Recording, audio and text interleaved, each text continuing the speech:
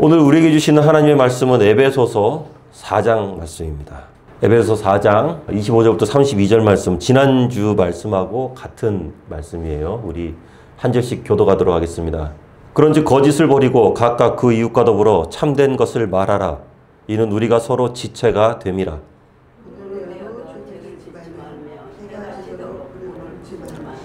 마귀에게 틈을 주지 말라.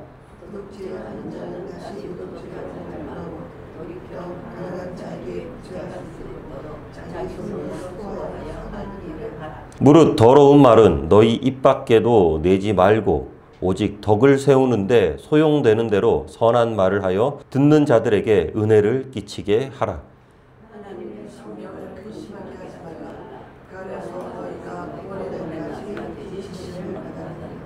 너희는 모든 악독과 노함과 분냄과 떠드는 것과 비방하는 것을 모든 악의와 함께 버리고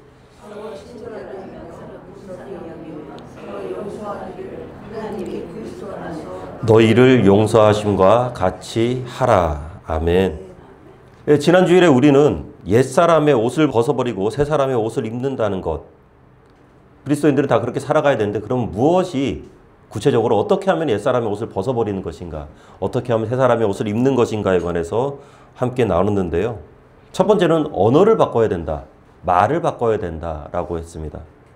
거짓이 아니라 참된 것을 말해야 되는데 참된 것을 말한다고, 진실을 말한다고 하면서 상대방에 대해서 막 팩트 폭행하는 거죠. 막 상대방 뼈 때리는 말하고 그런 말 하는 게 아니라 거룩한 언어 습관을 가져야 됩니다. 이 거룩한 언어 습관에는 사랑으로 말하고 선한 말을 해야 된다라고 이렇게 함께 배웠습니다. 오늘은 그 두 번째로 분노의 옷을 벗어버려야 된다라고 하는 거죠. 옛사람의 잔재 중에서 우리에게 참 끊임없이 남아있는 게 이 분노의 옷이라고 할 수 있는데요. 오늘 본문 말씀 26절 말씀 우리 함께 한 번 더 읽어봅니다. 시작. 분을 내어도 죄를 짓지 말며 해가 지도록 붐을 품지 말고. 아멘. 이 사람은 그 성격에 따라서 이 분노가 굉장히 다양한 방법으로, 다양한 모양으로 표현됩니다. 어떤 사람은 습관적으로 분노합니다. 조그만 일이 있어도 막 불같이 막 화를 내요. 막 있는 그대로 막 감정을 얘기하면서, 그러면서 주변을 다 힘들게 해요. 그래 놓고 뭐라고 합니까? 아, 난 좀 솔직해. 나는 감정이 굉장히 솔직한 사람이야. 그러면서 난 뒤끝이 없어. 난 뒤끝이 없고 괜찮아. 지나가면 그만이래요. 그런데 이게 앞에서 다 때려 부셔놨잖아요, 이미.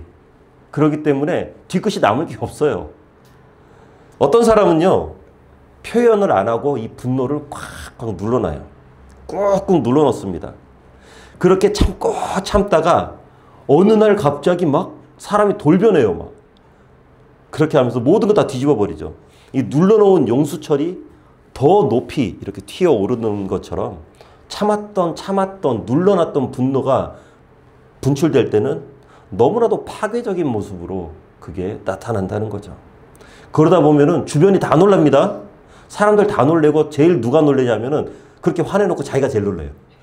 화낸 사람이 제일 오 그게 멋쩍어가지고 사람들한테 미안하단 말도 못해요. 평소에 화 많이 내는 사람은 미안하단 말 잘합니다. 그런데 그런 사람은 미안하단 말도 잘 못해요.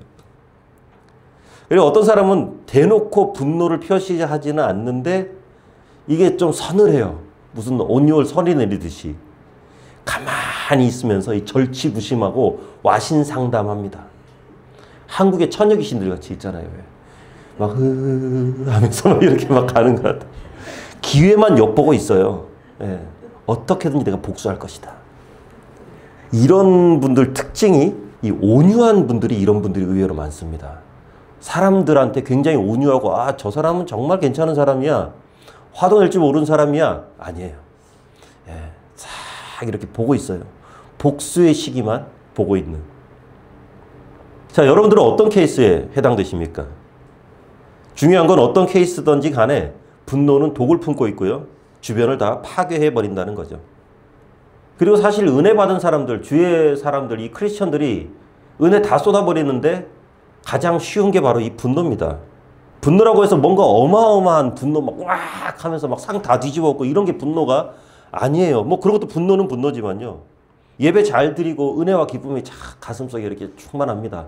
그러면서 집으로 이렇게 쫙 가고 있는데 어떻게 해요? 어떤 차가 깜빡이도 없이 앞에 확 이렇게 끼어들어요. 그럼 막 순간 뭐가 나옵니까? ABC 막 D 막 나오죠 막. 예, 그 막 나옵니다. 예, 막 더 화나는 건 뭐예요? 내 차보다 더 좋은 차야. 비싼 차야. 막 짜증 납니다. 열 받아서 나도 모르게 막 멍멍이들 찾아다니죠 막. 예. 그래 너 잘났다. 그래 너 잘났다. 너 잘 먹고 잘 살아라. 그래 네 차 좋다. 그렇게 하면서 막 축복의 메시지도 막 전해줘요 이렇게 그 사람한테. 그렇게 집에 오고 나면 은혜고 보고 내가 그때 쫓아가서 한 소리 했어야 되는데 예, 그것만 머릿속에 남고 있는 거죠. 자, 우리는 이런 크고 작은 분노 때문에 얼마나 많은 은혜를 쏟아버리고 살아가고 있습니까? 그리고 우리는 어떤 상황이 나를 분노하게 했다라고 말하기도 하죠. 이렇게 얘기합니다. 오죽했으면 나 같은 사람이 그렇게 화를 냈겠어. 그런데 그렇지 않습니다. 먼저 우리는 우리 생각보다 조금 더 안착합니다. 예, 안착해요, 우리는 생각보다. 실은 상황 때문에 화를 낸 게 아니라 우리 안에 내재되어 있는 짜증과 실망과 증오와 상처들이 쌓여있다가 기회가 돼서 이게 팍 폭발해서 올라온 것 뿐이에요. 깜빡이 없이 갑자기 끼어드는 그 사람 때문에 화가 난 게 아니라 그동안 쌓여있던 독이 그 순간 폭발한 것 뿐입니다. 그것은 그냥 기폭제였죠. 여러분 그거 아세요? 우리나라에서 막 해외에 지금 무기를 엄청나게 팔고 있어요. 팔고 있는데 자주포라는 게 있습니다. 굉장히 멀리 날아가는 포예요. 포탄 하나가 40몇 킬로씩 그렇게 되는 그런 굉장히 큰 포거든요. 그런데 그거를 이렇게 딱 넣어가지고 그 포를 발사할 때는 뭘 쓰는지 아세요? 요만한 총알이 있어요. 조그만한 거. 그거를 여기다가 딱 끼워 넣고 거기다 망치질을 딱 하면은 이게 요 조그만 게 기폭제가 돼서 예, 그 40몇 킬로, 50킬로짜리 이 포탄이 발사가 되는 거거든요. 딱 그런 것 같아요. 그렇기 때문에 우리는 이 기도해야만 합니다. 나도 모르게 이 축적된 분노, 이 강력한 분노가 폭발되지 않도록, 그리고 그 기폭제가 나에게 영향을 미치지 않도록 분노의 악한 것들을 하나님께서 다 씻어 주시옵소서. 생수의 강물이 흘러들어와서 내 안에 상처를 씻어 주시옵소서. 이렇게 기도해야만 하는 거죠. 물론 이렇게 살다 보면은 의로운 분노를 내야 될 때가 있습니다. 의로운 분노. 의분이라고 하죠. 그죠? 그래서 민수기 25장을 보면은 이 비느하스라는 인물이 나옵니다. 예. 제 아이디 중에서 상당히 많은 아이디도 이 비느하스입니다. 이스라엘 백성들이 광야를 지나가다 시딤에 머물 때 그곳에 살던 모압 사람들과 어울리면서 굉장히 큰 죄를 짓거든요. 하나님께서 굉장히 미워하시는 이 죄를 짓습니다. 그 죄 때문에 하나님께서 크게 진노하셔서 이스라엘 안에 역병이 도는데 그 역병으로 무려 24,000명이나 되는 사람이 순식간에 다 죽어나가요. 사람들이 다 그렇게 죽어나가고 있는데 이스라엘 백성들의 죄악이 멈추지가 않습니다. 계속 그 죄악이 이어지고 있죠. 이것에 보면서 분노한 비느하스가 창을 가지고 가서 그 죄악을 저지르는 사람들을 창으로 찔러 죽여버려요. 한 방에 찔러 죽여버려요. 그러니까 하나님께서 너희 아무리 그래도 그렇지 사람을 왜 죽여? 이러지 않으세요. 하나님께서 칭찬해 주십니다. 그 거룩한 분노로 하나님께서는 전염병을 물리십니다. 그리고 비느하스 가문이 대대로 하나님의 거룩한 제사장이 될 것이다 라고 하나님께서 인정해 주시죠. 하나님께 인정받는 몇 안 되는 사람 중에 한 명이 이 비느하스입니다. 이런 모습 보면은 우리는 죄에 대해서 분노할 줄도 알아야 되는 것 같아요. 그런데 정말 중요한 게 나옵니다. 뭐냐면 26절에 나오는 것처럼 이 분노가 우리의 죄가 돼서는 안 돼요. 분노가 우리의 죄가 돼서는 안 된다는 겁니다.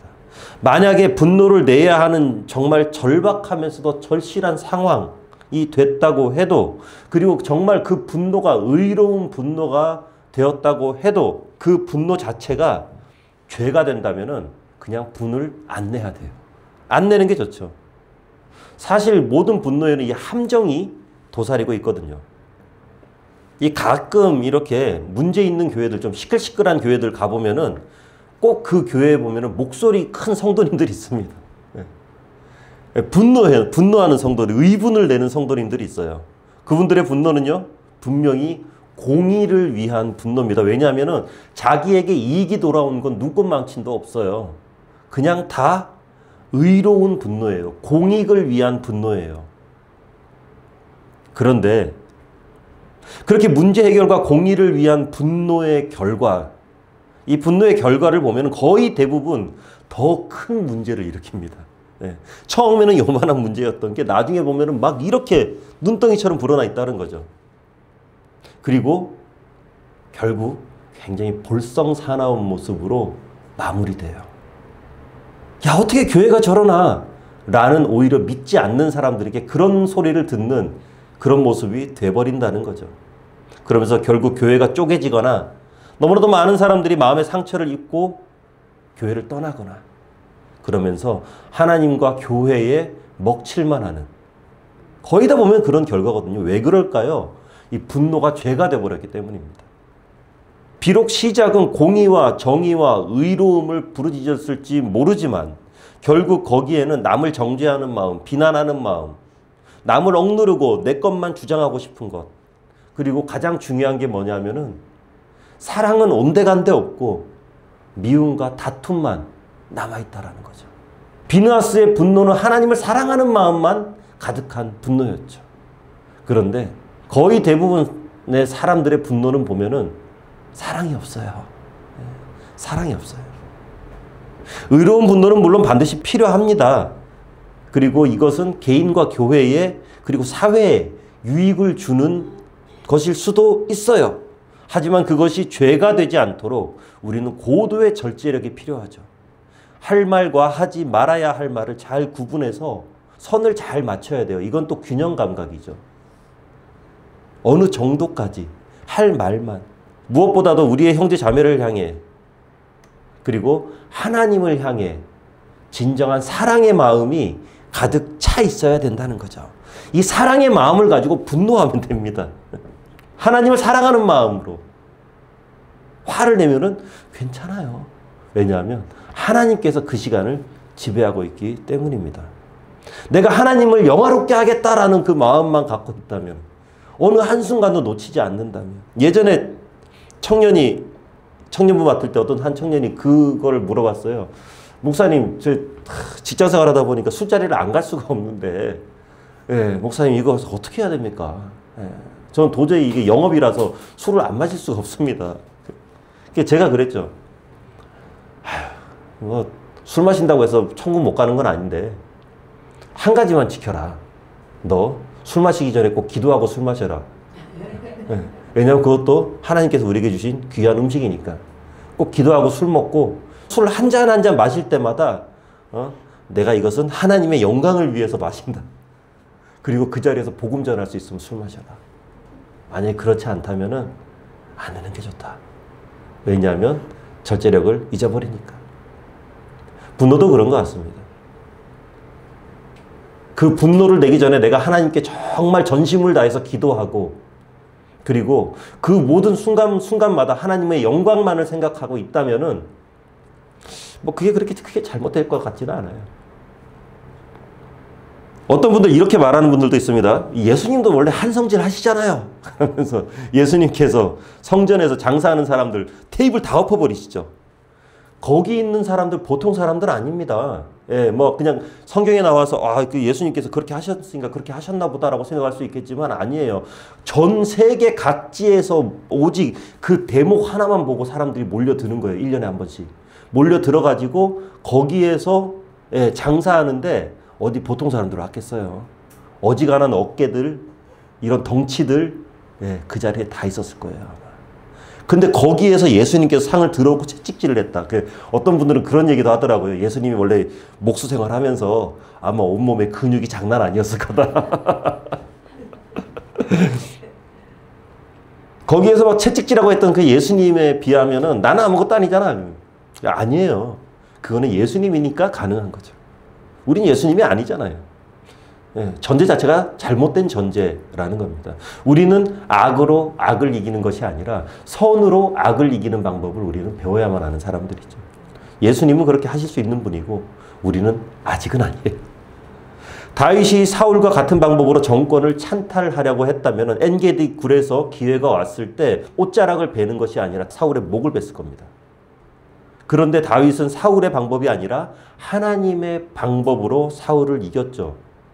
그래서 뒤에 보면은요, 다윗은요, 사울의 옷자락을 자른 것, 그것마저도 후회를 해요. 왜냐하면 27절에 나오는 것처럼 틈을 주는 것처럼 사탄에게 아주 작은 틈도 그러니까 이게 틈이라고 하니까 이게 느낌이 좀 덜한데 영어 성경을 보면은 굉장히 좀 자세하게 나와 있잖아요. 발 디딜 틈도 주지 말아라. 한 요만큼만 있어도 발 디디거든요. 발 디딜 틈도 주지 말라. 삐집고 들어올 틈도 주지 말라. 라는 거죠. 한 번도 화내지 않은 사람은 없지만 하나님의 사람은 그 화를 빨리 다스릴 수 있습니다. 분노를 빨리 해결해야 됩니다. 하나님과 동행하는 것, 그리고 내가 분노에 가득 차 있는 것, 이것은 함께 갈 수 없는 거거든요. 양립할 수 없는 겁니다. 그런데 하나님과 동행하지 않게 되면 분노를 점점 깊이 묵상합니다. 분노를 화난다. 짜증난다. 오늘의 말씀을 묵상해야 되는데 말씀 묵상하는 게 아니라 하루 종일 분노만 묵상하고 있어요. 그리고 이 분노를, 말씀을 어떻게 내 삶 가운데 적용할지를 고민을 해야 되는데 이 분노를 그 사람한테 어떻게 적용시킬지를 고민하는 겁니다. 아니죠. 이건 아니죠. 특별히 크리스천이 가장 크리스천답지 않을 때가 어떨 때냐면은 분노를, 특별히 타인에게 분노를 품고 있을 때입니다. 우리 요한 1서 말씀인데요. 함께 읽어보겠습니다. 시작. 그 형제를 미워하는 자마다 살인하는 자니 살인하는 자마다 영생이 그 속에 거하지 아니하는 것을 너희가 아는 바라. 아멘. 굉장히 무서운 말씀이에요. 그죠? 그렇다고 해서 형제를 미워한다고 우리가 구원을 잃어버리냐? 아니, 그렇지는 않습니다. 그렇지는 않지만 분노의 마음을 해결하지 못하고 계속 가지고 있으면은 영생의 기쁨으로 살아가야 되는 크리스천이 영생의 기쁨이 아니라 지옥 같은 삶을 살아갈 수밖에 없기 때문이에요. 그러니까 영생을 얻은 크리스천이 아니라 영생을 모르는 사람들과 똑같이 살아간다라는 거죠. 31절 말씀 읽겠습니다. 너희는 모든 악독과 노함과 분냄과 떠드는 것과 비방하는 것을 모든 악의와 함께 버리고. 아멘. 자, 이런 내용들 있잖아요. 우리 쭉쭉 빨간 줄 치어지는 이런 내용들을 가장 쉽게 볼 수 있는 것이 어디냐면은요. 저기 시내 가면은 술집 가면 이거 가장 쉽게 볼 수 있습니다. 술집 가면은.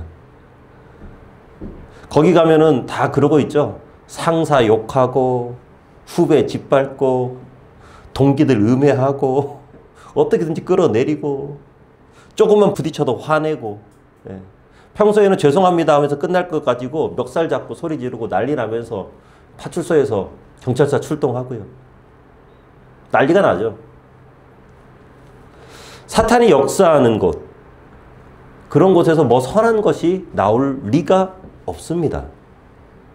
하지만 찬양에도 있잖아요. 주 예수 내 맘에 들어와 계시니 변하여 새 사람 되고 모든 망령된 행실을 끊고 오직 천국 소망으로 살아가는 것.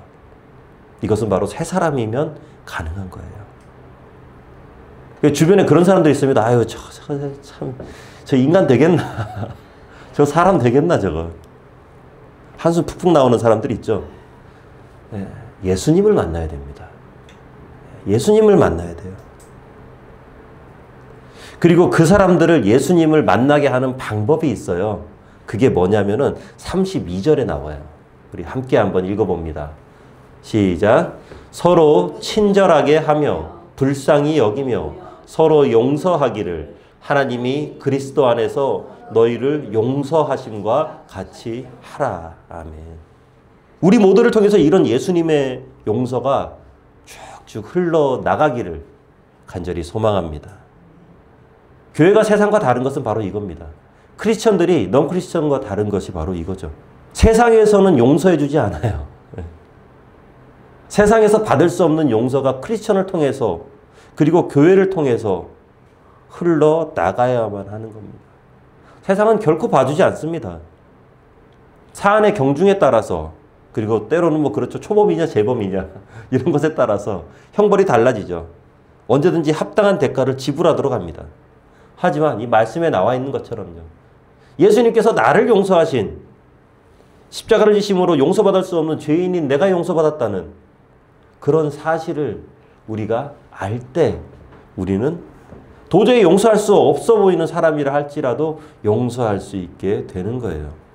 물론 이게 말처럼 쉽지 않습니다. 그렇게만 된다면은 우리는 다 기계처럼 살아가는 거죠. 우리는 감정 없는 사람일 뿐입니다. 하지만 중요한 거는 우리가 이러한 것을 알고 이러한 것을 시도하는 것이 중요한 거죠.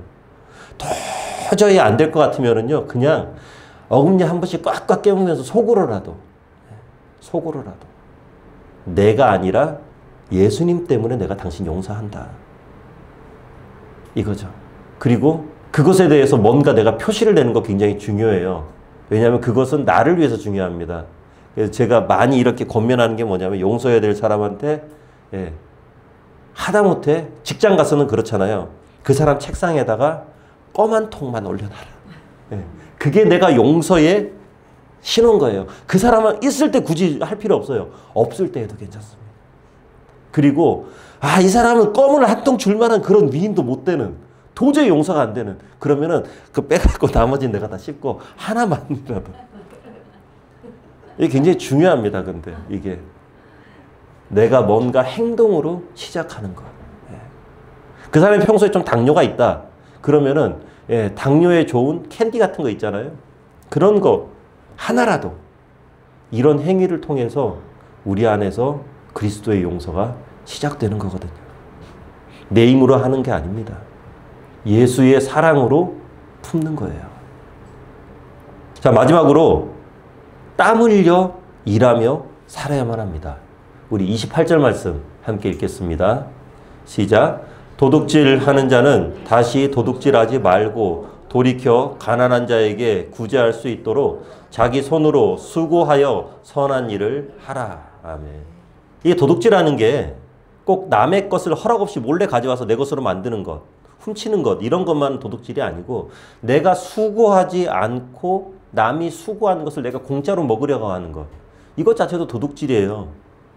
도둑놈 심보, 그런 말이죠. 도둑놈 심보.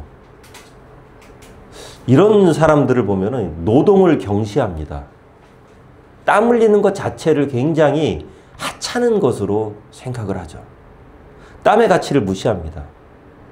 이 도둑놈 심보 가진 사람들의 특징은 또 보면은 대충 합니다. 적당히 합니다. 시간만 때우려고 하죠. 이 불한당이라는 말이 있어요. 불한당. 예, 한자를 찾아보니까 안이 불, 땀한, 무리당. 예. 땀을 안 흘리는 사람들의 무리가 불한당. 땀 안 흘리고 공짜로 먹고 살려고 하는 사람들. 이런 사람들이 바로 불한당이라고 하죠. 우리나라에 이 불한당 심보 가진 사람들 굉장히 많습니다. 너무나도 많습니다. 도박, 로또, 경마, 토토, 땅 투기, 주가 조작. 이런 걸로 돈을 많이 번 사람들을 보면서 주변 사람들은 또 보면은 굉장히 부러워합니다. 예. 부러워합니다. 우와! 대단하다. 이 불안당 심리가 너무나도 많이 퍼져 있어요. 이런 거 방치하면은요, 이 사회에 미래가 없어집니다. 땀 흘려 성실하게 일하지 않고 적은 노력으로 일확천금을 노리는 사람들이 점점 늘어나는데, 그런 사람들이 모여있는 사회가 어떤 희망과 어떤 비전이 있겠어요. 예전에 어떤 청년이 그러더라고요. 목사님, 제가 이번에 로또를 한 10장 샀습니다. 그래서 이 로또가 딱 되면은 교회 일단 건축헌금 몇 억 딱 하고, 우리 청년부 이번에 해외로 비전 트립 나가는데 지금 내가 청년부 비전 트립 비용 제가 다 되겠습니다. 목사님 차도 제가 한 대 바꿔드릴게요. 예. 제가 뭐라고 했냐면은요, 괜찮으니까 로또 살 돈으로 하나님께 감사헌금 드리라고. 예. 정신 차리게 해달라고 기도 제목 적어서 하나님께 감사헌금 올려라. 하나님께서 그런 불안당 같은 마음을 절대 기뻐받지 않으시거든요. 자기가 열심히 땀 흘리고, 그리고 때로는 속상하고, 화도 나고 짜증나고 그렇게 하면서 인생을 갈아 넣어서 내가 벌어온 돈으로 하나님의 일을 감당하는 거죠. 우리가 그렇게 감당할 때 하나님께서는 그 재정을 축복하시고 그 헌금이 쓰여지는 곳에서 하나님의 엄청난 영광이 나타나게 되는 것입니다. 더러운 언어에 사탄이 달라붙습니다. 분내는 마음에 사탄이 달라붙는 것처럼 게으른 사람에게도 사탄이 달라붙어요. 특별히 하나님의 사람이 영적으로 게을러지면, 그러니까 말하자면 기도하기를 게을리하고 묵상을 게을리하고 예배를 게을리하면 반드시 그 영에 사탄이 깃들어버리고 들러붙어서 병들어버립니다. 그리고 직장생활이나 사회생활도 역시 마찬가지입니다. 저는 이제 하나님께서 보내신 곳이 저희 목회 현장이니까 저는 이곳에서 최선을 다하죠. 이 자리를 지킵니다. 그리고 모든 성도님들도 마찬가지입니다. 하나님께서 보내신 곳이잖아요. 내가 지금 다니는 직장, 학교, 학원, 사업터, 이 모든 곳은 나의 의지로 간 것 같지만 하나님께서 그곳으로 보내신 곳이라는 거예요. 그러니까 그런 곳에서 월급 루팡이나 하면서 하루하루 대충대충 그냥 지내는 그런 불성실한 모습으로 있다면은 그게 불안당이죠. 하나님께서 보내신 곳은 모두 거룩한 곳입니다. 거룩한 곳에서는 거룩한 일을 해야만 해요. 그리고 그 일들은 내가 할 수 있는 최선의 노력과 결코 포기하지 않는 성실함으로 내가 임할 때 그곳에 하나님께서 나와 함께 하시는 거예요. 최선을 다할 때. 하나님의 임재가 우리가 다니고 있는 직장이나 학교 그리고 사업터 때로는 우리의 가정과 속한 모든 공동체에 성실한 우리를 통해서 하나님께서 반드시 함께 하실 거라는 거죠. 예전에 어떤 분이 또 그런 말씀 하십니다. 직장에서 성경 읽다가 성경을 읽고 싶어서 읽다가 직장 상사에게 걸렸대요. 그래서 엄청 깨졌대요. 그랬는데 이게 자기는 의로운 핍박을 받았다 라고 이렇게 생각했다는 거죠. 그러면서 담대함으로 이겨냈다. 아니에요. 그거 그냥 깨질만 하니까 깨진 거예요. 업무 시간에 딴짓 하니까 그냥 깨진 거죠. 직장에서 성경 읽고 싶으면 일과 시간 되기 전에 3, 40분 전에 미리 직장에 출근해서 그곳에 앉아서 직장을 축복하며 기도하고 성경 읽어야죠. 점심시간에 밥 먹고 남들 낮잠 자고 다른 사람들 커피 마시면서 담배 피우면서 잡담할 때 그때 직장을 축복하면서 말씀 읽으면서 기도하죠. 그게 맞는 거죠. 그리고 취업 준비하시는 분들 있잖아요. 우리 청년들. 아니면은 중간에 또 이제 다른 이직을 준비하시는 분들. 이런 분들이 있거든 뭐든 해야 됩니다. 물론 잠깐 한두 달, 1, 2주 정도 쉴 수는 있다고 생각합니다. 그런데 가만히 일 안 하고 놀고 먹잖아요. 사탄이 반드시 눌러붙어요. 사탄이 반드시 그 사람에게 붙습니다. 그래서 무언가를 시작하려는 그 마음이 점점 이렇게 깎이도록 만들어버리죠. 가장 결정적으로 왜 그러냐면 하나님께서 쓰신, 하나님께 유용하게 쓰임받은 사람들 중에서 백수 아무도 없었어요. 다윗은 목동이었고요. 베드로는 어부였고요. 바울은 크리스천 잡으러 다니면서 누구보다도 바쁘게 살았던 사람이 바로 바울입니다.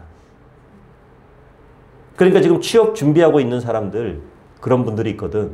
마냥 이력서만 쓰고 계시지 말고 나머지 시간은 시간을 정해서 하다못해 교회 청소를 하러 가세요. 일주일에 무슨 요일 몇 시부터 몇 시까지 내가 교회 청소할 것이다. 아니면은 동사무소나 주민센터 같은 곳 찾아가서 아니면 주변에 자원봉사할 곳들 찾아다니면서 뭐라도 계속 해야 됩니다. 구르는 돌에 이끼가 끼지 않는다고 얘기하잖아요. 성실한 사람에게는요, 사탄이 눌러붙을 틈이 없습니다. 그리고 그렇게 열심히 일하는 목적이 분명해야 되는데요. 28절 말씀을 보세요. 돌이켜 가난한 자를 구제할 수 있도록. 그러니까 하나님께서는 당신의 백성을 통해서 이 땅에 하나님의 영광이 나타내기를 원하시거든요. 오병이어의 기적을 통해서 수많은 사람들이 먹고 12광주리가 남았듯이요. 그리고 요셉을 통해서 이집트만 겨우 흉년 모면한 그 정도로 끝나는 것이 아니라 주변 모든 나라들이 그 흉년에서 살아남을 수 있도록 하는 것. 하나님께서는 우리의 성실함과 우리의 땀방울을 통해서 나만 잘 먹고 잘 살도록 만들어주시는 것이 아니라 우리 주변에 놀라운 변화를 하나님께서는 반드시 일으키실 것입니다. 축복의 통로로 우리를 사용하신다는 거예요. 중요한 건 결단입니다. 내가 그렇게 하겠다.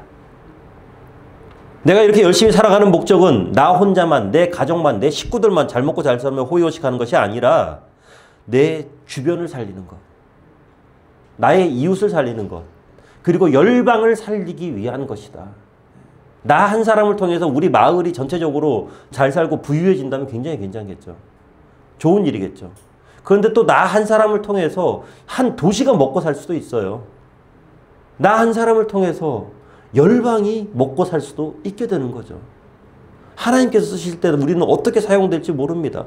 축복의 통로로 우리를 반드시 사용하실 것입니다. 중요한 거는 우리가 하나님께 쓰임받는다라는 것이죠. 하나님의 사람이 성령과 동행하면서 예수님 말씀 따라 열심히 땀 흘리며 살아갈 때 그것이 안 될 리가 없습니다. 왜냐하면 하나님께서 하나님의 뜻대로 세상을 창조하셨기 때문에 하나님의 뜻에 맞추어서 살아가는 사람이 이 세상 가운데 안 될 수가 없도록 하나님께서 이 세상을 그렇게 조직해 놓으셨기 때문이에요. 반드시 차고 넘칩니다. 그런데 나의 필요 이상의 것이 있거든 나의 사치를 위해서 쓰지 말고 나의 욕심을 위해서 쓰지 말고 나의 자녀들이나 나의 후손들을 위해서 그것 꼭 남겨둘 생각하지 말고 그것을 다 주님의 일을 위해서 사용하시기 바랍니다. 그러면 하나님께서 우리의 헌신을 통해서 가난한 자를 구제하시고 힘든 자를 일으켜주고 낙심한 자에게 용기를 주고 쓰러져 있는 자들을 일으켜 주실 거예요. 하나님께서 행하실 것입니다. 자, 말씀을 맺습니다. 우리는 예수의 피로 거듭난 사람들입니다. 그러니까 이제 아무렇게나 살아서는 안 되는 사람들이라는 거죠. 그렇기 때문에 우리의 입술은, 우리의 언어는 정직이 있어야 됩니다. 그 정직함에는 사랑과 그리고 성실이 있어야 되죠. 선함이 있어야 되죠. 그리고 우리의 가슴에는 분노가 아니라 타인을 향한 이해와 배려가 있어야만 하고요. 그리고 애쓰지 않고 적당히 살아가려는 세상 사람들과는 다르게 매일같이 하나님의 영광을 위해서 땀 흘리며 성실하게 살아가는 것이 우리의 기쁨이 되어야만 합니다.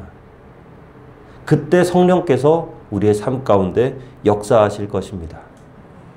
성령이 역사하시는 그러한 삶을 살아가면서 매 순간 그리고 처한 모든 곳에서 우리가 드러나는 것이 아니라 우리를 통해서 예수님의 십자가만 드러나게 되는 우리의 삶이 되어지기를 주님의 이름으로 축원합니다. 기도하겠습니다. 은혜가 많으신 아버지 하나님, 우리는 모두 다 거듭난 사람들입니다. 그렇기 때문에 이 거듭난 사람답게 살아가도록 해 주시옵소서. 거듭난 사람으로 살아가도록 해 주시옵소서. 이 거듭난 모습으로 이 땅을 살아가며 하나님께서 기뻐하시는 것을 우리의 삶 가운데 채워나가며 살아가도록 해 주시옵소서. 예수님 이름으로 기도합나이다. 아멘.